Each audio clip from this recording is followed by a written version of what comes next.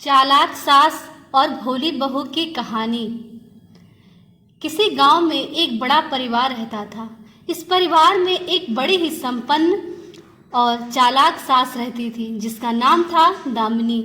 वह हमेशा लोगों को चक्कर में घुमाती और दूसरों को अपने हक में काम करवाना पसंद करती थी। उसके साथ उसकी बहू नीलम रहती थी। नीलम एक भोली भाली और सीधी साधी लड़की थी जो हमेशा दामिनी की चालाकियों को समझ नहीं पाती थी। एक दिन दामिनी ने एक विशेष काम के लिए नीलम से कहा, नीलम, मेरी एक दोस्त आज शाम आ रही है। हमें उनके खाने के लिए कुछ स्पेशल बनाना होगा। तुम मेरी मदद करोगी?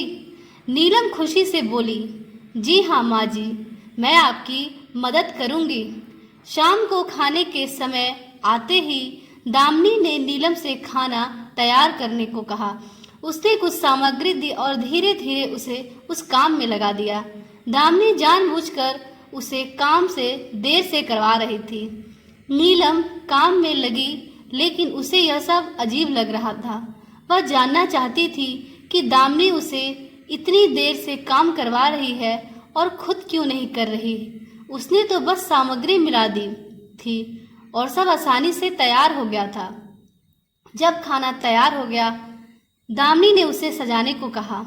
नीलम, खाने की सजावट करो और खाने के बाद उसे अपने हाथों से खिलाना। वह तुम्हारे बनाए हुए खाने को बेहद पसंद करेगी। नीलम ने खाने की सजावट की और खुशी से खाना उन्हें खिलाया। दामिनी देख रही थी कि नीलम खुशी से सब कुछ कर रही है और खाना खाने के बाद उनकी तारीफ भी कर रही है। दामिनी ने भी सबके सामने नीलम की भी काफ़ी तारीफ की। नीलम को यह सब समझते देर नहीं लगी। फिर धीरे धीरे नीलम के दिल में दामिनी के प्रति सम्मान बढ़ने लगा। उसे एहसास हो गया कि दामिनी के चालाक तानों से बेहद परेशान होने के बावजूद नीलम को एहसास हो गया कि दामिनी एक समझदार, समर्थ और साहसी महिला है। किसी दिन नीलम ने दामिनी से धीरे से पूछा, माँ जी, आप हमेशा सबको अपने चक्कर में कैसे घुमाती हैं और सभी को अपने हक में काम करवाती हैं, और फिर आप मुझसे भी तो इतनी चालाकियाँ क्यों करती हैं? दामिनी ने प्यार से नीलम की आंखों में देखते हुए कहा, बहू, यह सब जीवन के एक सबक है। जब मैं तुम्हारे बाबूजी के साथ शुरू में शादी की थी तब मुझे भी बहुत समस्याएं थीं। जिंदगी ने मेरे सामने काफ़ी कड़वाहटें और चुनौतियां पेश की। उन समयों में मैंने सीखा कि जीवन में समझदारी और चालाकी के साथ ही हम सभी मुश्किलों को पार कर सकते हैं। नीलम दामिनी के जवाब से संतुष्ट हो गई और उसने पूछा, तो कैसे माँ जी, आपने इन सब का सामना कैसे किया था? दामिनी ने अपने जीवन की एक यादगार घटना साझा की। बहू, एक बार हमारे गांव में एक अत्यंत सख्त और बुद्धिमान राजा आए थे। वे गांव के सभी लोगों को एक उत्सव के लिए आमंत्रित कर रहे थे। सभी लोगों को एक बड़ा से पेड़ के नीचे बैठकर भोजन करने की अनुमति थी, लेकिन राजा ने एक चालाकी से सभी पेड़ के नीचे अपने भवन की छत बनवा दी, जिससे सभी लोग बैठकर उत्सव का आनंद नहीं ले सके। तब मैंने देखा कि राजा के इस चालाकी से सभी लोग दुखी थे। मैंने सोचा कि इस तरह की चालाकियों से किसी का भला नहीं होता। फिर मैंने योजना बनाई और राजा को बड़े धैर्य से समझाने का फैसला किया। मैंने राजा के सामने जाकर कहा, आपकी यह चालाकी सभी को दुखी कर रही है, लेकिन क्या इससे आपको सच्चा सुख मिलेगा? सच्चा सुख तो अपने प्रियजनों के साथ होता है। आप इस उत्सव को सबके साथ मनाइए और देखिए कैसे आपका दरबार भी खुशियों से भर जाएगा। राजा ने मेरे वचनों को सुना और अचानक उन्होंने अपनी चालाकी छोड़ दी। उस दिन से राजा ने सभी लोगों को समझा और उनके हक में काम करने लगा। उसके दरबार में आने वाले उत्सव में खुशियां छाई रहती थी।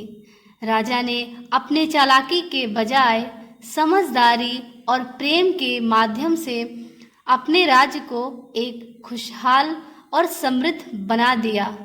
नीलम दामिनी के जीवन के इस अनमोल सबक को समझ गई और वह भी अब चालाकी से भरी नहीं बल्कि समझदारी से भरी अपनी जीवन को जीना चाहती थी। उसने दामिनी से वादा किया कि वह भी अब सभी के साथ मेलजोल में रहकर समझदारी से हर समस्या का सामना करेगी। धीरे धीरे नीलम और दामिनी के बीच एक प्यार भरा रिश्ता विकसित हुआ। दामिनी ने नीलम को अपनी अनमोल अनुभवों से बहुत कुछ सिखाया और नीलम ने भी अपनी सरलता और भोलेपन से दामिनी को खुश किया।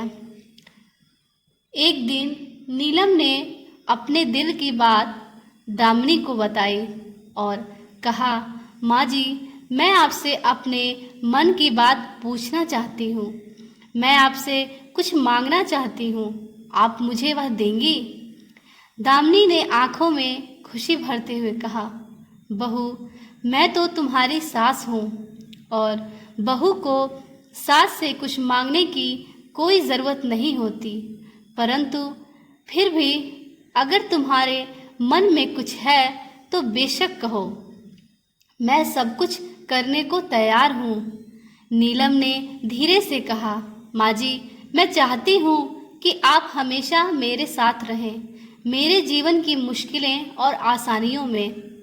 आपके साथ हर पल बिताने में मुझे बहुत खुशी मिलेगी। दामिनी के चेहरे पर अचानक से एक मुस्कान आई, जिससे वह समझ गई कि उसकी बहू ने उसके दिल की बात समझ ली है। अच्छा है मेरी बहू, मैं भी तुम्हारे साथ हमेशा रहने को तैयार हूँ, यह मेरा प्रॉमिस है। दामिनी ने आंखों में आंसू छोड़ते हुए कहा। दोस्तों, इस प्रेम और समझदारी भरे रिश्ते में नीलम और दामिनी ने जीवन के हर सफलता और कठिनाई का सामना किया। वे एक दूसरे के साथ समर्थन करते, प्रेम करते और एक दूसरे को समझते रहे, जिससे उनका परिवार हमेशा खुशहाली की ओर बढ़ने लगा। आशा करती हूँ आपको हमारी कहानी पसंद आई होगी। अगर आपको हमारी कहानी पसंद आई तो प्लीज़ हमारे चैनल को लाइक करें, शेयर करें और अगर आप चैनल पे नए हैं तो प्लीज़ हमारे चैनल को सब्सक्राइब करें। तो मिलते हैं आपसे अपनी अगली वीडियो में। तब तक के लिए धन्यवाद। आपका दिन शुभ हो।